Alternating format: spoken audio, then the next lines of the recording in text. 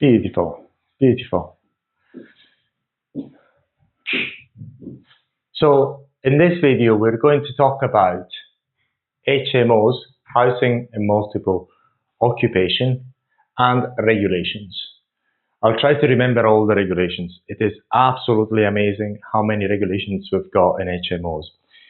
But I'll make it as simple as possible. Now, first of all, I'd like to say that if you're converting a C3 house, which is a single family home, into an HMO, some councils will say that you need building regs, others say that you don't. We've done our own risk assessment because everything we do, because I'm the person who's legally responsible, I'm the one that goes to jail if somebody needs to go to jail. So I need to make sure that whatever we do is by law. So I've done my own risk assessment. I've sent the inquiries to a number of councils, and we logged in, and we've got the emails, screenshots of these emails where they say where they say that there's no building regulation required. And the main reason, there's a number of reasons for it. Main reason is because when you change a house into an HMO, is you change it from a dwelling house to a dwelling house. So it's still a dwelling house in both cases. So therefore, for this very, very simple reason, there's no any change of use. I mean, when you talk at the classification of what is required for you to comply with building regulations, there is a slight different legislation you have to look at. We're not going to talk about that in particular, but I made, for my own purposes, a web page in one of our websites where I've got all that detailed in case we ever get challenged on that. So building regs, but mind you, it used to be that building regs compliance would have been within a year of the building works. Now it's 10 years. So you've got to be careful with that. So we do our due diligence, that is covered from our point of view, but you do your own due diligence. Now, then, the most important thing you have to do is apply for the license. That is the most important thing, because this is the best defense you're going to get. If you don't do that, then you've got more grounds to prosecute you. So the most important thing you're looking at is, when it comes to HMOs regulations, is fire regulations. It's quite silly if you look at common sense. If it is a single family home, a fire happens, in most cases, I'm not saying in all cases, but it's very hard to prosecute the landlord. But in HMOs, the fire brigades will try to prosecute you, or the council will try to prosecute you, even if you've got a license and whatnot. Because of the strict fire regs, it is extremely easy to fall short. And even if you've got the fire alarm systems, everything in place, they would look at log books and many other things. So we'll see quite shortly how supposedly difficult it is for to be 100% compliant with these sort of things. So first of all, the hardware, talking about, is very easy. Fire doors in every room, kitchen, and every communal area. So fire doors with auto closers. Now, and also, if you have got locks, you need to have thumb turns in these doors, so you can actually lock it from the outside. But if you need to get out, you can actually use the thumb turn to get out easily without a key. So fire intermittent strips, either on the doors or the door casing, with a fur for smoke seal.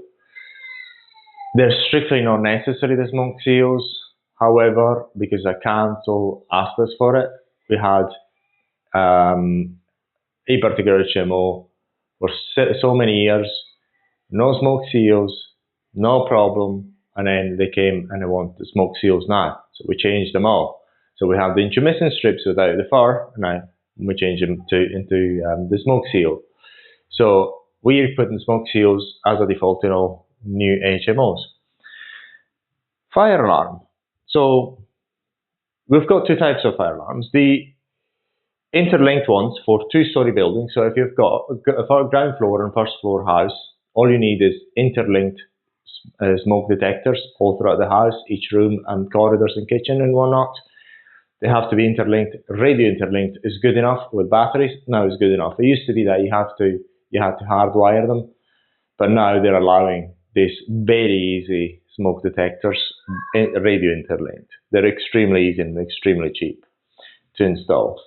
If it's a three-story building, which is ground floor, first floor, and second floor, or loft conversion, you need a grade A fire alarm system with a panel, which is what we put in almost all new HMOs that we acquire, because I personally prefer it.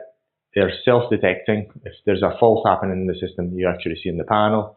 However, the law says that you've got to have a logbook for them and whatnot. It's not a problem. We've got all of them quite close to ourselves. We've got systems for that.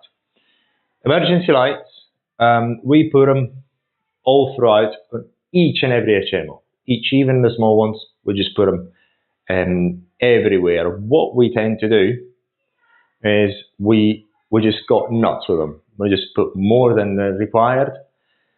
And the reason for it, because I risk assess everything. Over the years, the same HMO will cause you problems with one council officer and will not cause you problems with another council officer.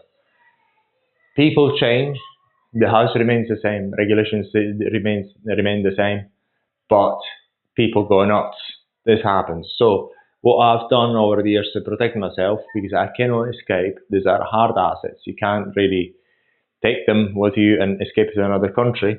I make sure that I'm over compliant with everything. So when it comes to emergency lights, I am always criticized about putting too many. So we put loads of them. In one particular case in Lincoln, for example, where there's so many emergency lights, it's ridiculous. It's stupid how many emergency lights there are. They had to make things up in order to try and cause me problems. I literally lie. L-I-E, lie. They had to lie. The officers lied, really did. So civil servant lied, tell porkies in order to justify some sort of action against me. Who knows why they've done it? They tried whatever they could to prosecute me for some reason. Couldn't go anywhere, obviously, because I'm extremely compliant. As I say, all my houses are almost bulletproof. If you want to prosecute somebody, you can always. One of the takeaways all throughout my career so far is that as a business owner or director, you're always subject to prosecution. So it's not as if they cannot prosecute you. You are prosecutable. The good thing about prosecutions is that the burden of proof is extremely high. And all you have to do, or I've done over the years, is look at the legislation, study it, and then do my own risk assessment. So meaning that I study it and I just understand how things are enforced so that I've got systems in place and systems of protection, layers of protection where it's actually almost impossible. You try to prosecute me, it's going to be extremely hard. You've got to spend loads of money. It's going to go nowhere. It's going to fall. It's going to fall face flat. It just doesn't work because of the level of due diligence I do whenever I get into a new endeavor. But HMOs, something that I've done for so many years, I pretty much know my score, especially because every time the council comes, I learn something new. It is incredible the amount of regulation you have to comply with. So it is absolutely amazing. But usually, the good thing is that usually councils are quite reasonable. Not all the time, but quite reasonable. Sometimes they do go nuts. So, talking about what you need, this is sort of a summary of what you need in terms of hardware compliance for fire regs. Then there's the size of the rooms. They need to be 6.51 square meters minimum each. You have to have communal areas. The kitchen has to be a certain size. You have to have number of cookers. Each council varies slightly. You have to have a minimum number of bathrooms per number of tenants. Usually is 4 tenants, 1 bathroom. Some council says 5 tenants, 1 or 5 rooms, 1 bathroom. It depends on what you've got. But in most houses, in all houses, we have far more bathrooms than required. So we tend to do that.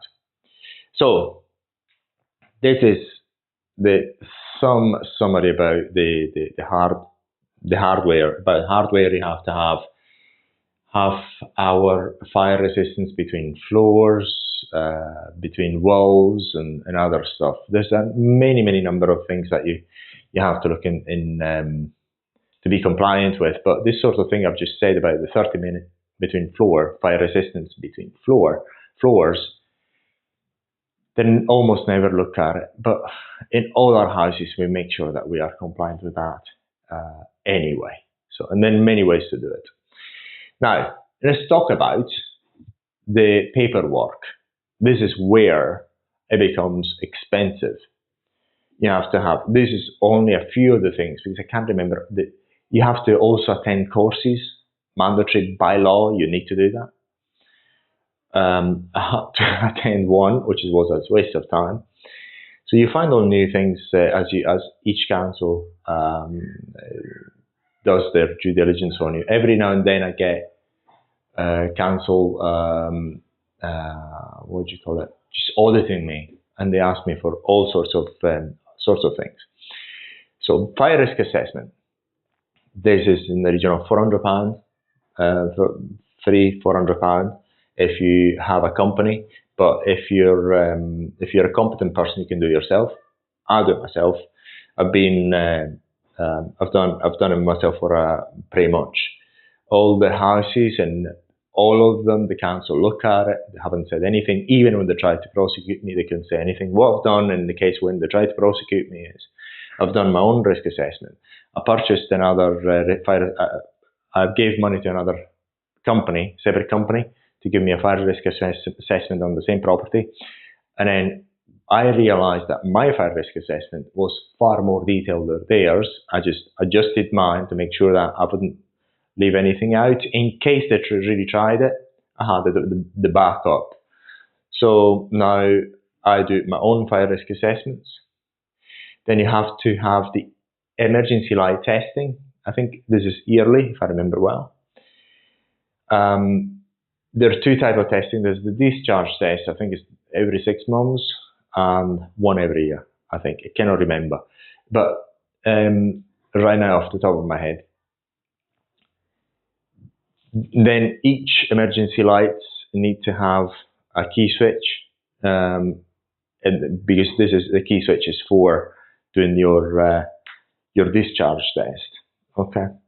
Fire alarm testing. If you've got a grade A, you need to have a test every week, and then an overall test by a competent person or some of the sort. I think every 6 months. So I'm the competent person, so it's not a problem for me. EPC rating, I cannot do it myself, but that is valid for 10 years. It's cheap enough. That test yearly. So you need a piece of equipment. It's not that expensive. You have to be a competent person, which I'm an electrical and electronic engineer with a degree from Strathclyde University. So everything is recognized. There's not a problem. Guess what? You need an asbestos report. An asbestos report. That is going to cover all the communal areas. You cannot do that yourself, but it's one-off. That's it. I think it's valid forever. Again, something new I learned last year, asbestos report. Incredible. Now,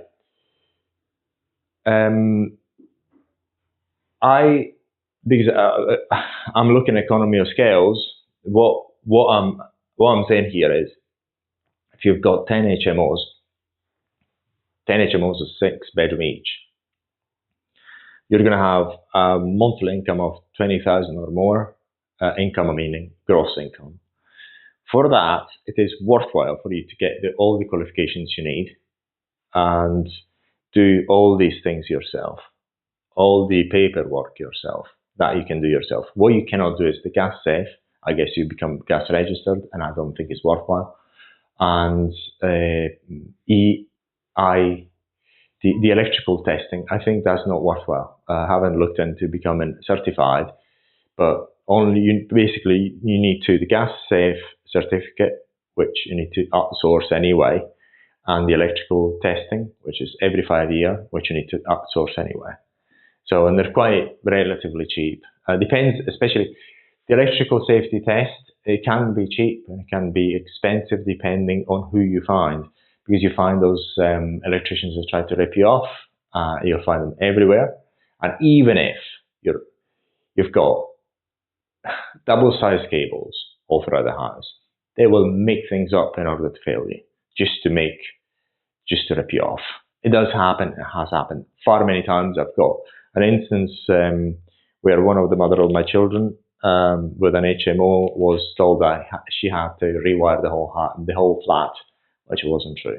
And the wiring remained the same, and she's got a valid EICR test certificate for that, over 10 years after the event.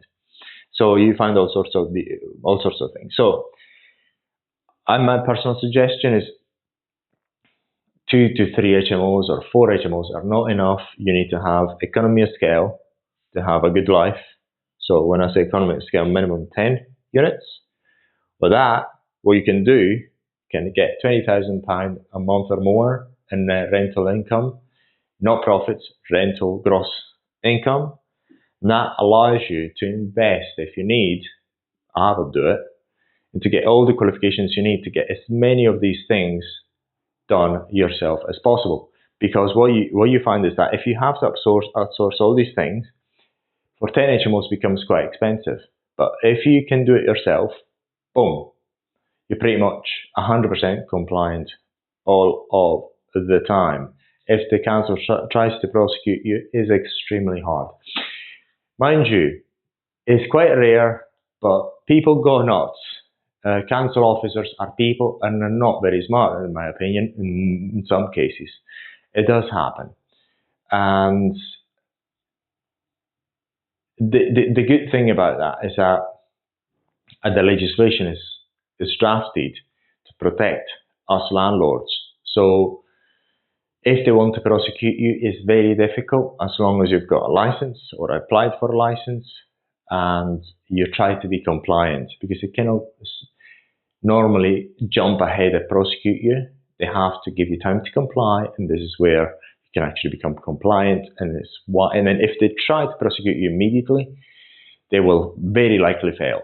My strategy is I never surrender. They tried last year, very, very hard. And I put things in writing. I think I wrote a number of articles which are public on the internet, but we're not promoting them. I don't know whether it's searchable or not. But pretty much it's a quite hard thing to do, especially if you want to defend it. My strategy is that I do my due diligence. I study and make sure I build my fortress around me from protection from any possible prosecutions. And then when they come for me, because it's a matter not if, it's a matter when they will come for you, then you can defend yourself. And sometimes they go, I've got council officers caught lying left and right on emails, lying and deceiving. It is ridiculous. It does happen. Why it happens, I really do not know. Maybe because they want to save face. I don't have a clue, but it did happen. I got this, all things on record, and maybe I'm going to publish it, maybe not, but it is ridiculous. And then what I found over the years is that when they try and come for you, prosecute you, or cause you trouble, always defend yourself. I made a mistake in 2014, I think it was 2014, of trying to, how can I put it, not defending myself straight up and say, come on, go for it. Do you want to prosecute? On you go. But I tried to comply with unreasonable requests.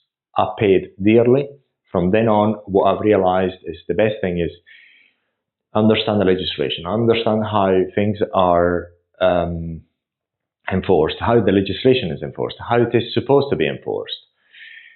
And then once I've done my due diligence, if they try to come for me, I just defend myself and I usually say, do you want to prosecute me? Well, my name is Andreas Russo. This is my name, date of birth. Prosecute me. By the way, I'm not going to let it off slightly. I'm going to publish everything online. And usually that is a huge deterrent. So far it has worked. And I think it's going to be working. I'm not on due date yet, so it's very unlikely they're going to try really hard on me. But for some reason, maybe because I'm online, I'm seen by people, that I seem to be sometimes an easy target. But the good thing about the legislation in the UK is that it is written to protect you if you want to really be compliant. I don't go and try and argue each point. I look at whenever they come, the council comes, asks you, even if you've got everything correct, they will try to make things up. And then the way I look at it at this point is, even if whatever they're asking you is completely out of order, it's not by law, if it is something that is going to improve the premises at a small cost, I'll do it. Or if it's something that is going to save them face at my small cost, I'll do it because it's tax deductible anyway. But it's something very stupid and something that's going to be detrimental, because it does happen. I'm dealing still with a case where they're doing stupid things in one of my HMOs. Then I fight it. I usually win, not all the time, but I usually win. But in these sort of cases, it's not something major. It's no prosecutions. It's just minor things. So this is all. So my strategy is acquiring HMOs. I don't think about making money. I think about how to acquire HMOs at a very good price, make them extremely good, and then I don't even think about filling them. People come to me.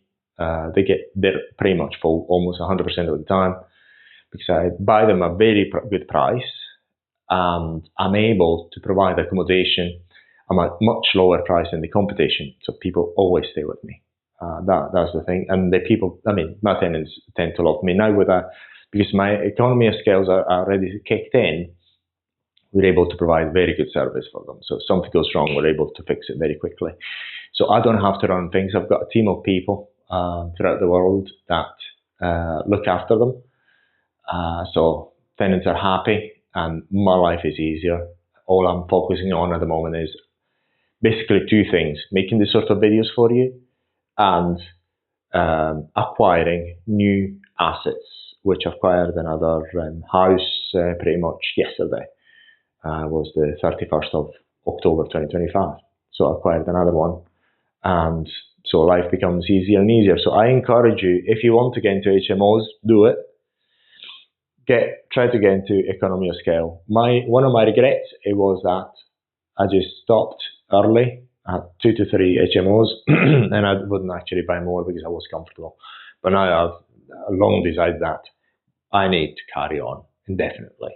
So we keep buying and flipping this HMO with a BRRR system, no end. So this is it. Thank you very much for watching.